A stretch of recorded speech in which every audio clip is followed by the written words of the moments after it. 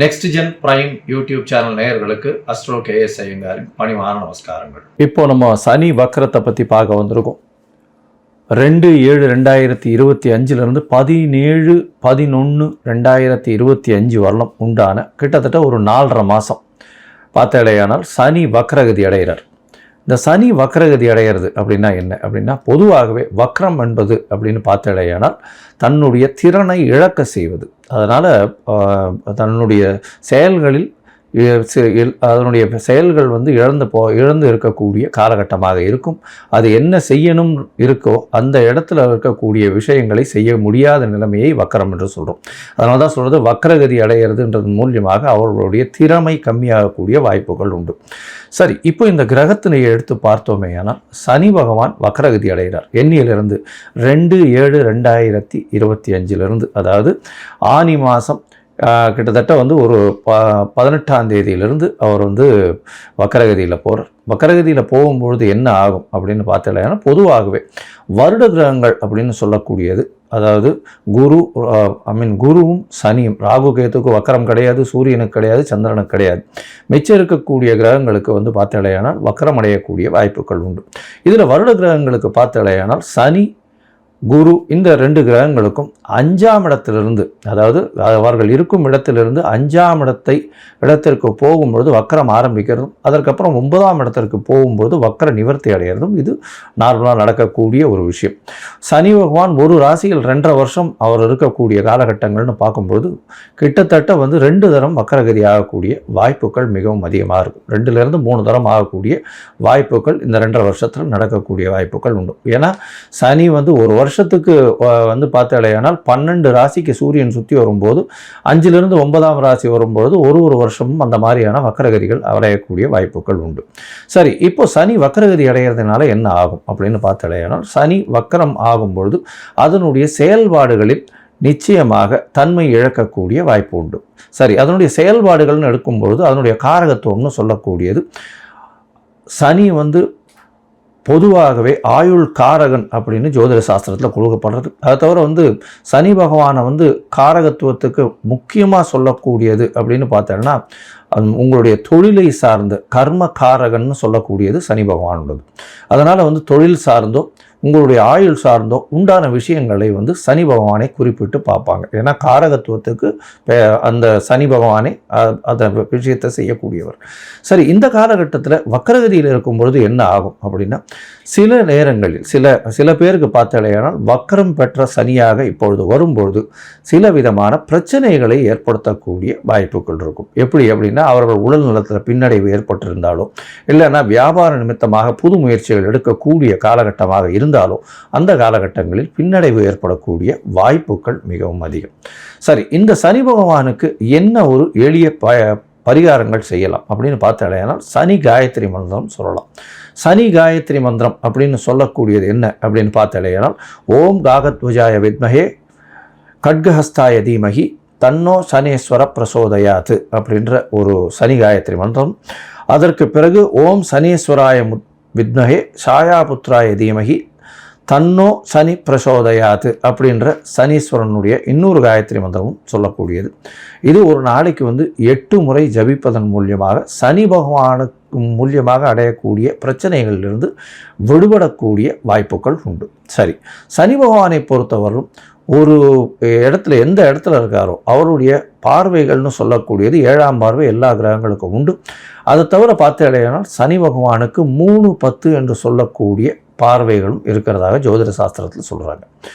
சனி பகவானுக்கு ஏன் இவ்வளோ முக்கியத்துவம் கொடுக்குறோம் அப்படின்னா, அவர் ஆயுள் காரகன் அப்படின்றதுனாலும் உங்களுடைய கர்மத்தை அவர் காப்பார். அதாவது கர்மத்தினுடைய விஷயங்களை சொல்லக்கூடியவர் அப்படின்றதுனாலும் உங்களுடைய பூர்வ ஜென்ம முன்வினைகள் எல்லாவற்றிற்கும் அவர் காரகத்துவமாக அமையறதுனால அவருடைய காலகட்டமான 7th சனி, அஷ்டமத்து சனி, அர்த்தாஷ்டம சனி இந்த காலகட்டங்களில் உங்களுடைய கர்மாவின் பலன்களை நிச்சயமாக கொடுப்பார்.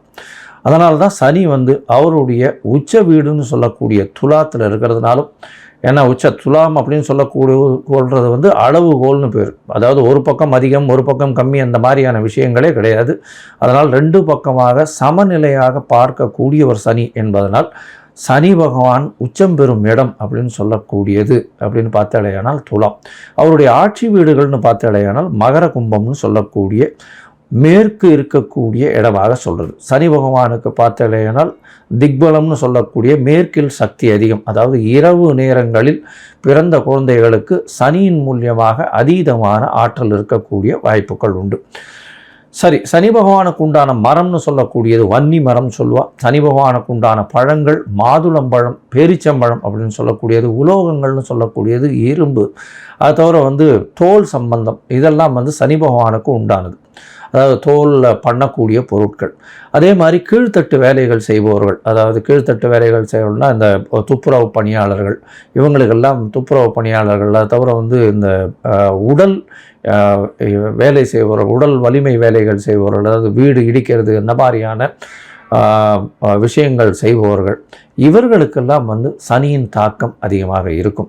சனியின் மூலியமே வேலை மாறுதல்கள், வேலையில் ஏற்றங்கள், அது தவிர கீழ்த்தட்டு மக்களை இழுப்பது, அரசியல் செல்வாக்கு பெறுவது, இது எல்லாமே சனியினுடைய வேலையாகவே இருக்கும். ரெவல்யூஷனரி லீடர்ஸ் உருவாகக்கூடிய வாய்ப்புகளும் இந்த சனியின் மூலியமாகவே உருவாகுது. சனியை பொறுத்தவர்களும் பார்த்தாலேயானால் ஒரு பெரிய அரசியல் மாற்றங்களை ஏற்படுத்தக்கூடிய விஷயங்களை அவர் செய்யக்கூடும். இப்போ வக்கரகதி அடையிறதுனாலும் குருவின் பார்வை இருக்கிறதுனாலும் சில பிரச்சனைகள் அரசாங்கத்திற்கு நிச்சயமாக வரும். அதுவும் இந்த இது சொன்னீங்கன்னா அந்த ரெவல்யூஷனரி பார்ட்டு, அதை தவிர விவசாயிகள் மூலியம், கீழ்த்தட்டு மக்கள் வேலை செய்வது மூலியமாகவும், இன்சூரன்ஸ் மூலியமாகவும், அதை தவிர ஆகாய ஊர்திகள், விமானங்கள், அதை தவிர ரயில் வண்டிகள் பிரச்சனைகள், இதெல்லாம் வரக்கூடிய வாய்ப்புகள் இந்த காலகட்டத்தில் நிச்சயமாக உண்டு. சரி, இப்போ ஒரு ராசியாக மேஷம் முதல் மீனம் வரை இந்த சனியினுடைய வக்கரகதி என்ன ஆறுதுன்றதை பார்க்கலாம். இந்த சனி வக்கரம் பார்த்தாலேயானால் பூரட்டாதி 3ஆம் பாதத்தில் இந்த சனி வக்கரகதி ஆரம்பிக்கிறது. பூரட்டாதி 2ஆம் பாதம் 1ஆம் பாதம் போயிட்டு திருப்பி வக்கர நிவர்த்தி ஆகுது. அது கார்த்திகை மாதம் 2ஆம் தேதி, அது கார்த்திகை 1ஆம் தேதி நினைக்கிறேன், 17/11/2025 அன்னைக்கு வக்கர நிவர்த்தி அடைகிறார். இந்த காலகட்டங்களில் மேஷம் முதல் மீனம் வரை ஒரு ராசியாக என்ன ஒரு மாற்றங்கள் ஏற்றங்கள் இருக்கும் அப்படின்றத நம்ம நிச்சயமாக பார்க்கலாம். இதற்கு நடுவில் உங்களுக்கு அஸ்ட்ராலாஜிக்கல் கன்சல்ட் தேவைப்பட்டதே ஆனால் நீங்கள் எனக்கு ஃபோன் பண்ணுங்க, உங்களுக்கு அப்பாயின்மெண்ட்டு தரேன். என்னுடைய கட்டணங்கள் என்ன அப்படின்றத சொல்கிறேன், அதை போட்டுட்டு உங்களுடைய அப்பாயின்மெண்ட்டை ஃபிக்ஸ் பண்ணிக்கோங்க. சந்தி, அதாவது நான் பார்த்த ஜாதகங்கள்லேயே நிறைய சந்தி இருக்கக்கூடிய ஜாதகம், அதாவது மிருகசீரிஷம் 2ஆம் பாதம்னு சொல்லிட்டுருப்பா, 3ஆம் பாதமாக இருக்கும், லக்ன சந்தி, அதை தவிர நட்சத்திர சந்தி, இந்த மாதிரியான சந்தி இருக்கிறதுனால என்ன ஆகும் அப்படின்னா, அவள் ரிஷபராசிக்காராக நினச்சின்னு இருப்பா, மிதுன ராசியில் இருப்பாள். அதே மாதிரி துலா ராசி நினச்சின்னு இருப்பா, அவள் விருச்சிக ராசியில் இருப்பாள், விசாக நட்சத்திரத்தில். இந்த மாதிரியான மாறுதல்கள் மிகவும் அதிகமாக இருக்கும். முதல்ல உங்கள் ஜாதகத்தை போட்டு அதற்கு பிறகு உங்களுடைய ஜாதகத்தின் மூலியமாக இப்பொழுது நடக்கக்கூடிய தசாபுக்தி அந்தரம் சூக்ஷ்மம் எப்படி இருக்குன்றதை பார்த்துட்டு அதற்கு பிறகு உங்களுக்கு உண்டான பலன்களை சொல்லணும். அதற்கு அப்பாயின்மெண்ட் ஃபிக்ஸ் பண்ணி தரேன். எனக்கு உண்டான கட்டணம் என்னன்றதையும் போடுறேன். அந்த கட்டணத்தை செலுத்தி அப்பாயின்மெண்ட் வாங்கிக்கோங்க. இப்போது மேஷம் முதல் மீனம் வரை சனி வக்கர நிலை என்ன செய்யும் அப்படின்றத பார்ப்போம்.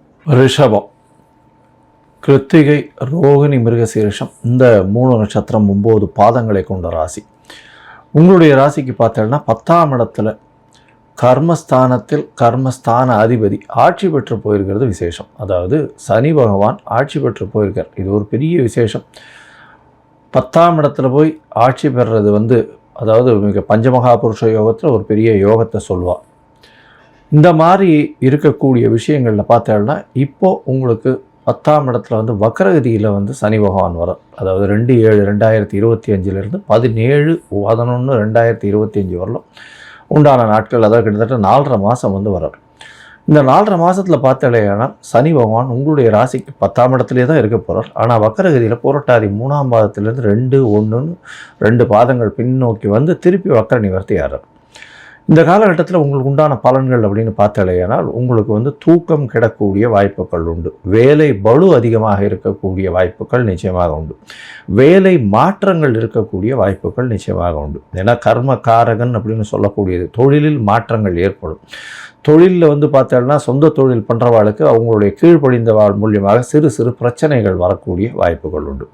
அது தவிர இந்த drivers, bus driver, auto driver இந்த மாதிரியான பேசிக் ஒர்க் பண்ணுறவங்களுக்கெல்லாம் சிறு சிறு உடல் உபாதைகள் வரக்கூடிய வாய்ப்புகள் நிச்சயமாக இருக்கும். உங்களுடைய ராசிக்கு பார்த்தோம்னா முதல் 1.5 மாதம், அதாவது 2/7 ஒரு 1.5 மாதம் பார்த்தாலேயானால், அதாவது ஒரு 1.5 மாதத்தில் தூக்கம் கிடக்கூடிய வாய்ப்பு. வெளிநாட்டுக்கு போகணுன்னு பார்த்துட்டு இருந்தேன்னா அந்த இடத்துல சிறு சிறு பிரச்சனைகள், அதாவது அங்கே போகக்கூடிய விசா ப்ராசஸிங் அதெல்லாம் கொஞ்சம் ஆகிறதுக்கு வாய்ப்புகள் மிகவும் அதிகமாக இருக்கும். அது தவிர பார்க்கும்பொழுது உங்களுடைய ராசிக்கு 12ஆம் இடத்தை வந்து சனி பார்க்குறார். அதாவது சனி வந்து உங்களுடைய ராசிக்கு 10ஆம் இடத்துல இருந்துட்டு அவர் 12ஆம் இடம், அது தவிர உங்களுடைய ராசிக்கு 4ஆம் இடம் அப்படின்னு சொல்லக்கூடியது உங்களுடைய ராசிக்கு சமசப்தமத்தையும் பார்க்குறார். இந்த காலகட்டத்தில் பார்த்தா இல்லையானால் ராசிக்கு 12ஆம் இடத்தை பார்க்கறதுனால தேவையற்ற செலவுகள் வரக்கூடிய வாய்ப்புகள் உண்டு. அதிகமாக, அதாவது அதிகம் சுற்ற வேண்டிய காலகட்டமாக அமையும். அதாவது அலைச்சல் கொஞ்சம் அதிகமாக இருக்கக்கூடிய காலகட்டம் அதிகமாக இருக்கும். தூக்கம் விழிக்கக்கூடிய வாய்ப்புகள் உண்டு. சோம்பேறித்தனம் கொஞ்சம் அதிகமாக இருக்கக்கூடிய வாய்ப்புகள் நிச்சயமாக இருக்கும்.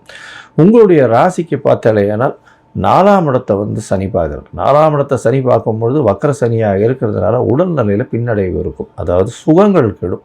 உடல்நிலை பின்னடைவுன்னு சொல்கிறத விட சுகங்கள் கெடும். இந்த சுகங்கள் கெடும். அதை தவிர உங்கள் தாயினுடைய பிரச்சனை, தாய்க்கு சிறு சிறு பிரச்சனைகள் இருக்கக்கூடிய வாய்ப்பு. வீடு மனை வாங்கணும்னு பார்த்தீங்கன்னா அதில் சிறு சிறு தடங்கல்கள் வரக்கூடிய வாய்ப்புகள் நிச்சயமாக இருக்கும். அது தவிர பார்த்தோம்னா உங்களுடைய தாயின் உடல்நிலையில் பின்னடைவு இருக்கும். படிக்கக்கூடிய மாணவர்களுக்கு சற்று பின்னடைவு இருக்கக்கூடிய வாய்ப்புகள் நிச்சயமாக இருக்கும். மறதி கொஞ்சம் அதிகமாக இருக்கக்கூடிய வாய்ப்புகள் நிச்சயமாக இருக்கும். உங்களுடைய ராசிக்கு பார்த்தாலேயானால் வக்கரகதியில் இருக்கக்கூடிய சனி பகவான் அவருடைய 2வது 1.5 மாதத்தில் பார்க்கும்பொழுது பார்த்தோம்னா உங்களுடைய ராசியிலேயே இருக்கா மாதிரி வரும். கோச்சாரத்தில் வந்து நவாம்சத்தில் பார்க்கும்பொழுது வரும். அந்த காலகட்டத்தில் 2வது 1.5 மாதத்தில் உடல் நலத்தில் சற்று பின்னடைவு இருக்கும். ஜாகிரதையை பார்த்துக்கிறது நல்லது. தேவையற்ற பேச்சுக்கள் இல்லாமல் இருக்கிறது ரொம்பவும் நல்லது. அது தவிர பார்க்கும்பொழுது, அதாவது எதுவுமே தீர்க்கமான முடிவு எடுக்க முடியாத காலகட்டமாக அமைய போகிறது. அது தவிர உங்களுடைய ராசிக்கு பார்த்தாலேயானால் 10ஆம் இடத்துல இருக்கக்கூடிய சனின்றதுனால தொழிலில் வந்து ஒரு இன்வெஸ்ட்மெண்ட் அதிகமாக வேணுன்ற அளவுக்கு வரக்கூடிய வாய்ப்புகள் உண்டு. புதிய வேலை மாறுதல்கள் ஏற்படக்கூடிய வாய்ப்புகள் உண்டு. பேச்சில் ரொம்ப கவனமாக இருக்கிறது ரொம்பவும் நல்லது. 3வது 1.5 மாதத்தில் பார்க்கும்பொழுது, அதாவது அக்டோபர்லேருந்து நவம்பர் 17 வரலும் பார்க்கும்பொழுது பேச்சில் ஜாகிரதையாக இருக்கிறது ரொம்பவும் நல்லது. பணவரவருக்கு பஞ்சம் இருக்காது. உடல்நிலையில் மட்டும் பார்த்துக்கணும். மொத்தத்தில் பார்த்தீங்கன்னா இந்த 4.5 மாதத்தில் முதல் 1.5 மாதம் தேவையற்ற செலவுகள் வரக்கூடிய வாய்ப்பு, தூக்கங்கள் களையக்கூடிய வாய்ப்பு, வெளிநாடு போகணுன்னு பார்த்துட்டு இருக்கவாளுக்கு சிறிய பின்னடைவு ஏற்படக்கூடிய வாய்ப்பு. அது தவிர வந்து பார்த்தீங்கன்னா வேலையில் மாறுதல்கள் ஏற்படக்கூடிய வாய்ப்புகள் உண்டு. அடுத்த 1.5 மாதத்தில் பார்க்கும்பொழுது உடல் நலத்தில் சற்று கவனமாக இருக்கிறது ரொம்பவும் நல்லது. தீர்க்க சிந்தனைகள் இருக்காது. சிந்தனைகளில் சற்று பின்னடைவு இருக்கக்கூடிய வாய்ப்புகள் உண்டு. தாயின் உடல்நிலையில் சற்று பின்னடைவு இருக்கக்கூடிய வாய்ப்புகள் நிச்சயமாக இருக்கும். உங்களுக்கு மென்டல் ப்ரெஷர் கொஞ்சம் அதிகமாக இருக்கும். அதாவது மன அழுத்தம் கொஞ்சம் அதிகமாக இருக்கக்கூடிய காலகட்டமாக அமையும். 3வது 1.5 மாதத்தில் பார்க்கும்பொழுது சனி வந்து உங்களுக்கு கண்டிப்பாக பூரட்டாதி 1ஆம் பாதத்தில், அதாவது பூரட்டாதி 1ஆம் பாதத்தில் இருக்கும்பொழுது சிறு சிறு தொல்லைகளை கொடுக்கக்கூடிய வாய்ப்புகள் நிச்சயமாக இருக்கும். இந்த காலகட்டத்தில் பேச்சில் ரொம்ப ஜாகிரதையாக இருக்கிறது ரொம்பவுமே நல்லது.